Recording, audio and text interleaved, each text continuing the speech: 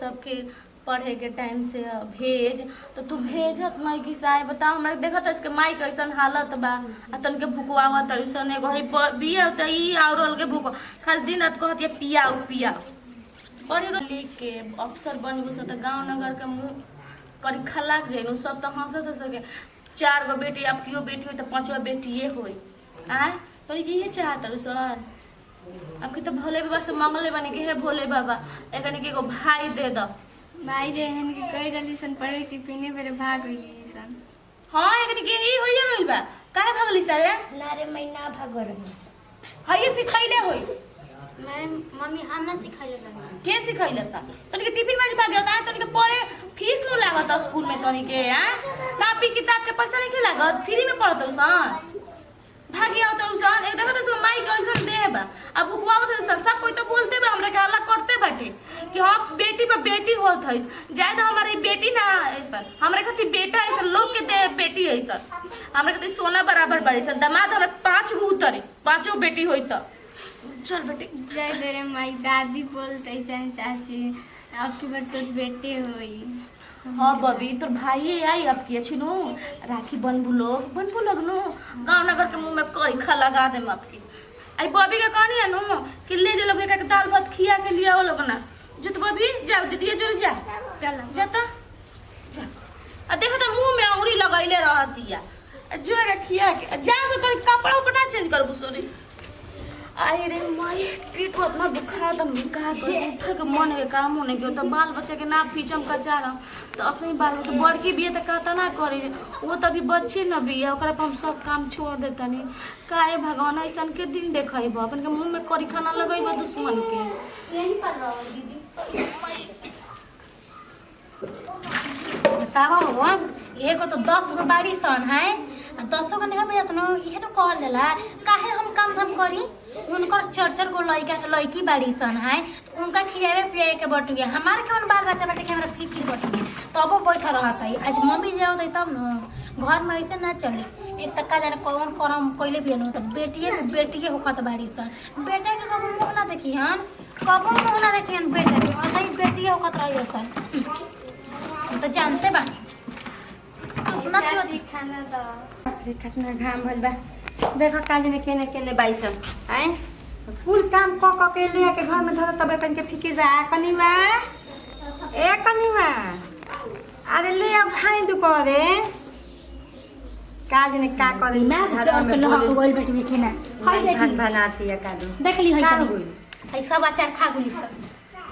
कहत है 50 बेरी नु के चोरा के सब चला डिब्बा धर खत्म कर देली सन बुझाइल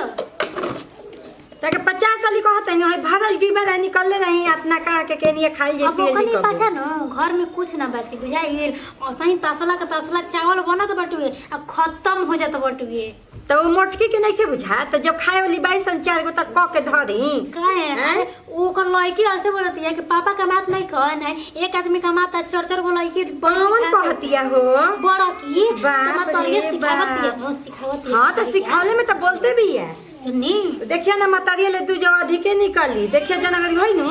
लेके निकल जाई गांव में के बेटा के जान जाई मम्मी जी हम तबाह हो गए बनी एगो बात बता दे डोरा के अब हमारे मरद कमाइया न तो उरौरा खाता में ना पैसा जाई हमरा आई हम तो कह देले भाई जे कमाता भाई अपन ले ल लोग रख लोग हमारे मतलब लगा हो नहीं जा हमारे दादा न तो आज ही आयल बटे काल मन जवान हो ये सन लड़की या तो शादी बियाह करे में 1-2 रुपए में हो जाई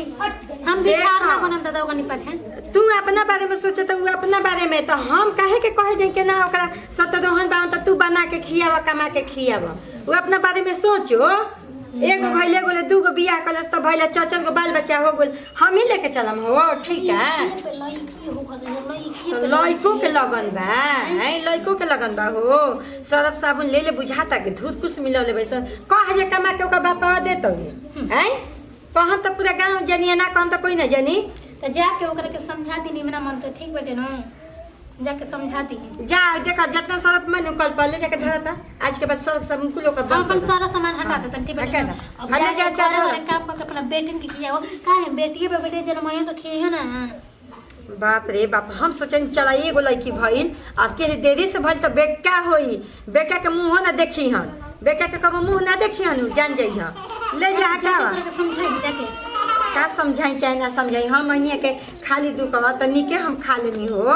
घरे अइला पर कनी के कलह देख के पेट भर जात है केहू का खाइए चाहे ना खाई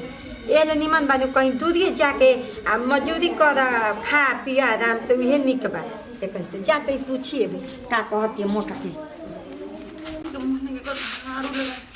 बाहर बात हाथ छोड़ जाता बा कोनो के माया नहीं के लगा कैसन दे बा झाड़ू लगावती है छोटकी के बताओ ओकर कौन मिलजुल के काम करे के चाहिए ओकर लड़का ओकर के रहे तो हम सब मिलजुल के काम करावत रहे अब बाकी हमरा बाजी नो कैसे बोलत ही यार सही का ये दीदी ओरा लाजो नहीं खेलागत बेटी पर बेटी एथी करतनी आ पैदा करतनी ये नो कहल बा कि कोई के देखिए के आँख लगेला आ कोई के जीवे जर जाला जाए तो भगवान जी हमरा से लेखन खिसियाई आए सब तो भगवान के देने बाटे भगवान जी के प्रसाद ह दे तुरंत हम ले तनी आए अब कैसे अथी ओकरा कथी करवा दी ऐसा सब बात बोलते कि घर में रहल मुश्किल बा आ मुनवा के पापा बात मानत नहीं खन कहते नहीं खन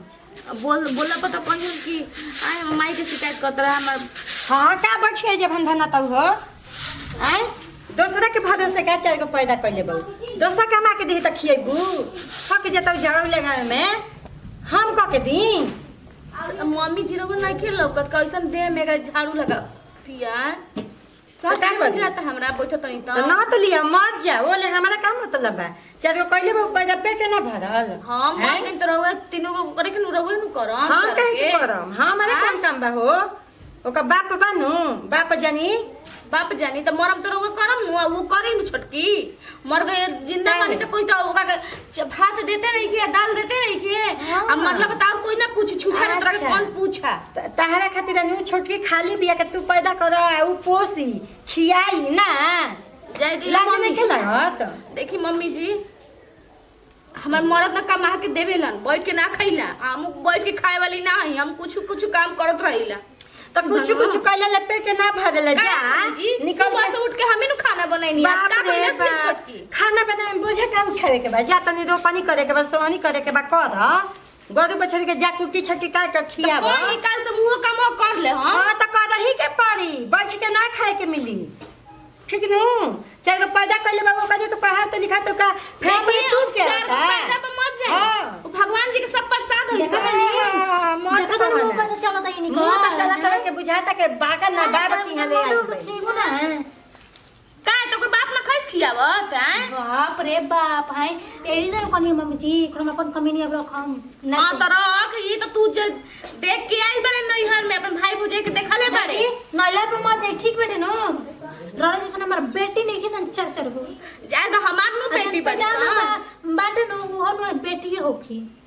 कबो लइका ना खेलाइबू कबो ना खेलाइबू जाए तो हमर बेटी नु